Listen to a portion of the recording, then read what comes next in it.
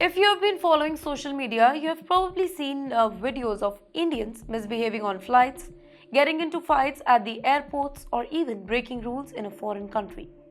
Whether it's arguing over plane seat, refusing to follow proper hotel rules, or causing chaos in public places, these incidents have led to negative stereotypes about Indians abroad, particularly in countries like the US, Canada, Australia, or the UK. But is this really what all Indians are like? Or is it a small group ruining the reputations of millions of well behaved and educated Indians? Let's break it down. The rise of social media has made it easier than ever to record and share videos of misbehavior. Unfortunately, the ones that go viral are often the worst examples, and most of them involved North Indian travelers, particularly those who lack travel experience or proper etiquettes. Some common behaviors that have given Indians a very bad reputation includes being really loud on public places, specifically on flights, not following rules, refusing to fasten seat belts, overstuffing luggage, creating mess in hotels, getting into fights over small issues like seat selection on a flight or restaurant bills, ignoring personal space, that is cutting line, pushing in queues, or being intrusive, and then littering in public places, throwing trash in hotel, on roads, and even in aeroplanes. This type of behavior has led people in Western countries to generalize all Indians as being rude, unhygienic, and lacking civil sense, even though this only represents a very small percentage of travelers. Now, let me tell you the reality here.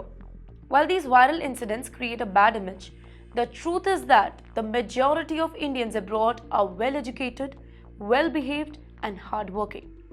In the US, over 75% of Indian Americans hold college degrees as compared to just 40% of Americans overall. They work in top tech, business, and medical professions, contributing greatly to the society. Then comes Canada. Indians make up the largest group of skilled immigrants excelling in IT, healthcare, and finance. Indian students are the top international students in Canadian universities.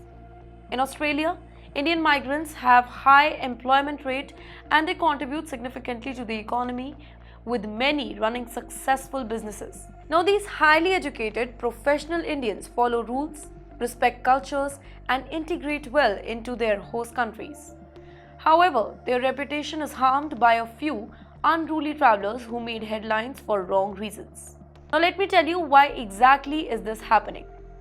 First of all, many first-time travelers from smaller towns aren't familiar with international etiquettes. Things like waiting in line, maintaining silence in public places, or cleanliness in shared places are not always emphasized back home. Secondly, some travelers expect special treatment just because they have money or foreign visa. They often behave as if rules don't apply to them. Thirdly, social media virality. A single bad incident can now be recorded and uploaded in seconds, creating a perception that this is a common behavior. Fourthly, overcrowding and migration.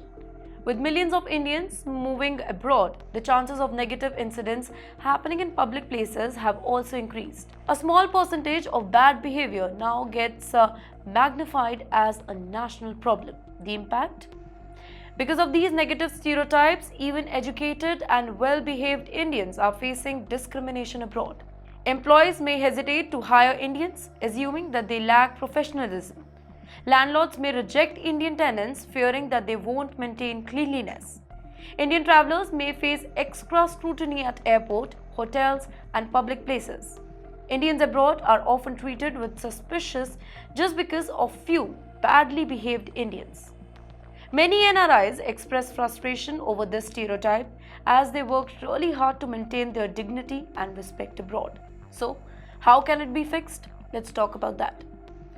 First of all, schools and colleges in India should teach basic travel etiquettes. How to behave in public places, respect rules, and follow international norms.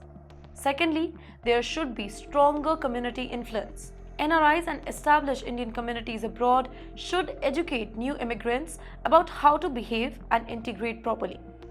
Then, Fellow Indians should correct and report unruly travelers instead of ignoring them completely. And then, Indian media, including us, should highlight positive stories of Indians abroad, not just viral misbehavior.